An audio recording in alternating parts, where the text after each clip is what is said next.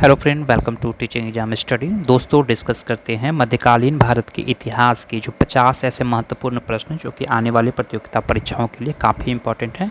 खास करके बिहार एसएससी की बीएसओ की एग्ज़ाम जो होने वाली है, सीजीएल की एग्ज़ाम होने वाली है, बीपीएससी 72 की जो एग्ज़ाम होने वाली है, उसके बाद से फिर टीआरई की जो एग्ज़ाम होने वाली, इन सभी परीक्षाओं के लिए जो प्रश्न हैं ये मध्यकालीन भारत से प्रश्न रिपीटेड टाइम रिकॉल पूछी जाती है। और आइए वीडियो को स्टार्ट करते हैं। पहला प्रश्न है कि अकबर के शासनकाल में विद्वानों के एक समूह को महाभारत का संस्कृत में भी फारसी अनुवाद किया। इस फारसी संस्कृत को क्या कहा जाता है? तो इसका ऑप्शन हो जाएगा बी, रजमनामा कहा जाता है इसे।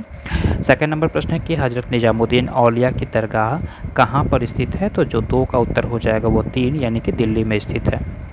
अगला प्रश्न है प्रश्न संख्या 3 कि निम्नलिखित में से कौन सा जयपुर का ऐतिहासिक महल नहीं है? तो 3 का जो उत्तर हो जाएगा 2 यानी कनक वृंदावन जो है जयपुर का ऐतिहासिक महल नहीं है, बल्कि हवा महल, जयगढ़ फोर्ट और जोधाबाई पैलेस जो हैं वो ऐतिहासिक जो महल की श्रेणी में आते हैं। अगला प्रश्न है कि तारीख़ मुबारक शाही के लेखक याहिया सरहिंदी निम्नलिखित में से किसके शासनकाल में था? तो 4 का जो उत्तर हो जाएगा वो 2 नंबर यानी कि सैयद के शासनकाल में था। 5 नंबर प्रश्न है कि तुगलक वंश का अंतिम शासक कौन था? मोहम्मद बिन तुगलक, नुसरत शाह तुगलक, मोहम्मद तुगलक या इनमें से कोई नहीं? तो 5 का उत्तर हो जाएगा 4, इनमें से कोई नहीं। अगला प्रश्न है प्रश्न संख्या 6 कि निम्नलिखित में से किस नगर में 4 मीनार स्थित है? तो 6 का जो उत्तर हो जाएगा 3, हैदराबाद में जो है वो 4 मीनार स्थित है। अगला प्रश्न है प्रश्न संख्या 7 की ओर हम आगे बढ़ते हैं कि राजा सवाई जयसिंह द्वारा प्रथम वैधशाला का स्थापना कहाँ किया गया था? तो 7 का उत्तर हो जाएगा ए, जयपुर में।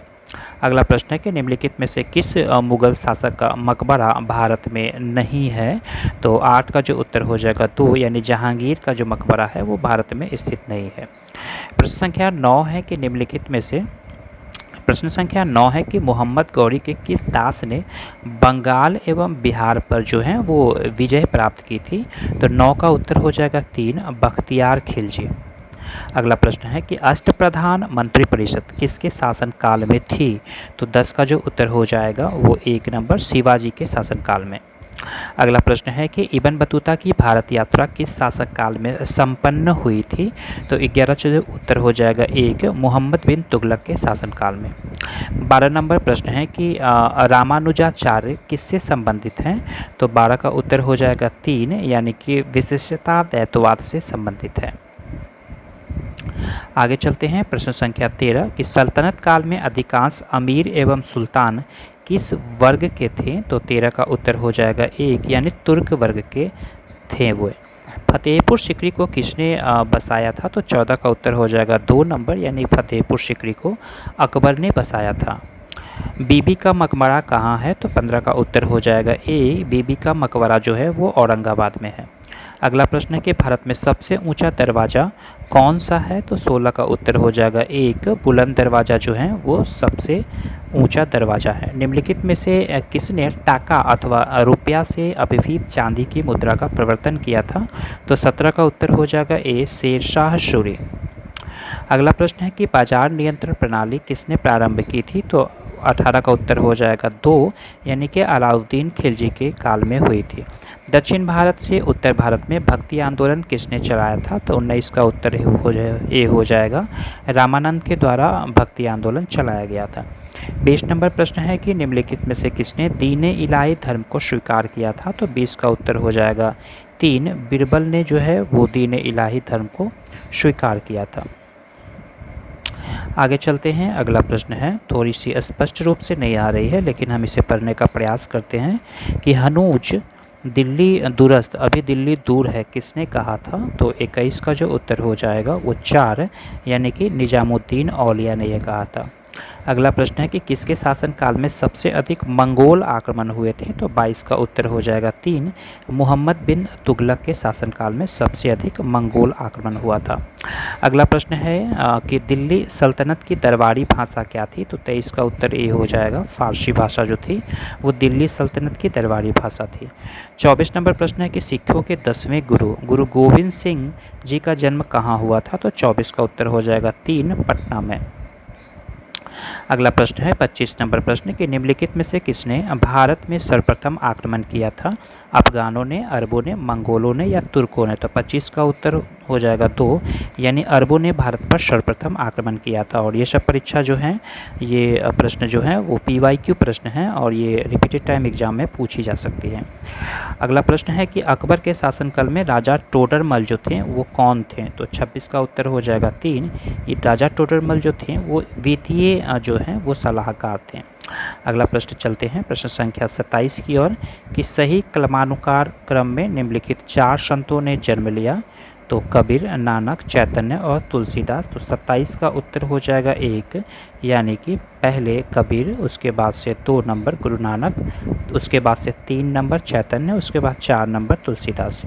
प्रश्न संख्या 28 है कि शेरशाह अच्छी तरह से अपने प्रशासनिक कौशल के लिए प्रसिद्ध हैं, विशेष रूप से अपने किस वजह से? तो 28 का उत्तर हो जाएगा 2, यानी कि भूमि राजस्व प्रणाली की वजह से। अगला प्रश्न है कि बुलंद दरवाज़ा जो कि अकबर द्वारा निर्मित है वह किसकी विजय का प्रतीक है? तो 29 का उत्तर हो जाएगा 4, गुजरात विजय का प्रतीक है। 23 नंबर प्रश्न है कि बीबी का मकबरा जो है वो मकबरा क्या है, किसका है? तो 30 का उत्तर हो जाएगा 2, यानी औरंगजेब की पत्नी का मकबरा है। अगला प्रश्न है कि निम्नलिखित प्रदेशों राज्यों में से एक जो अकबर के शासनकाल के अंतर्गत मुगल साम्राज्य की सीमाओं के बाहर था। तो 31 का जो उत्तर हो जाएगा वो 3, बीजापुर। अगला प्रश्न है कि भारत के प्रसिद्ध मयूर सिंहासन व कोहिनूर हीरे को कौन ले गया था? तो 32 का उत्तर हो जाएगा 1, नादिर शाह ने ले गया था। अगला प्रश्न है जो कि काफ़ी इम्पोर्टेंट प्रश्न है कि निम्नलिखित में से किस शासक को ग्रांड ट्रंक रोड बनवाया था? तो ग्रांड ट्रंक रोड जो बनवाया था वो शेरशाह सूरी ने बनवाया था।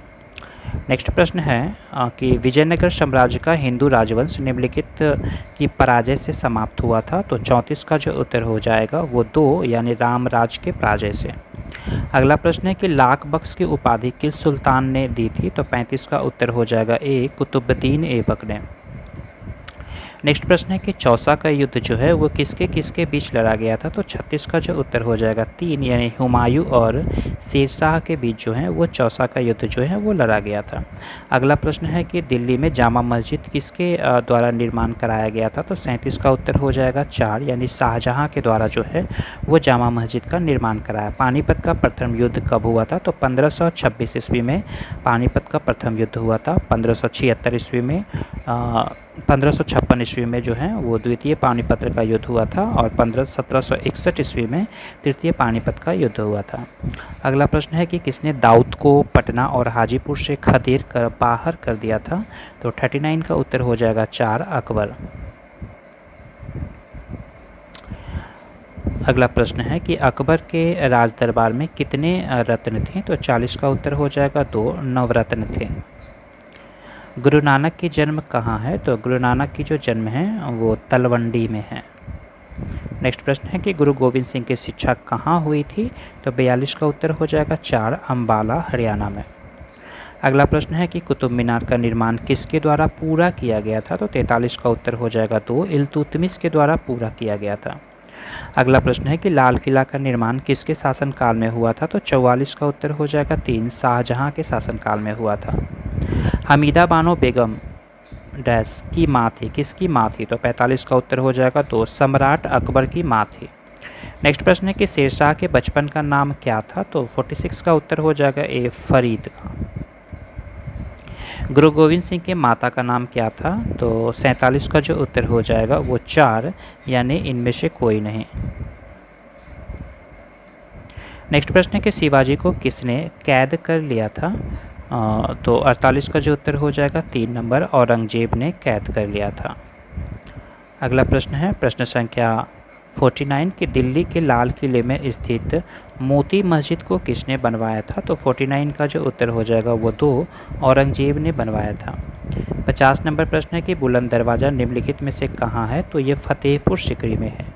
तो ये 50 इंपॉर्टेंट प्रश्न थे। आने वाले 50 इंपॉर्टेंट प्रश्न जो हैं वो मध्यकालीन भारत से नेक्स्ट वीडियो में आपके साथ लाई जाएगी। और अगर इस वीडियो के संबंध में कोई राय आपको देनी है तो कमेंट बॉक्स में मेंशन ज़रूर करेंगे।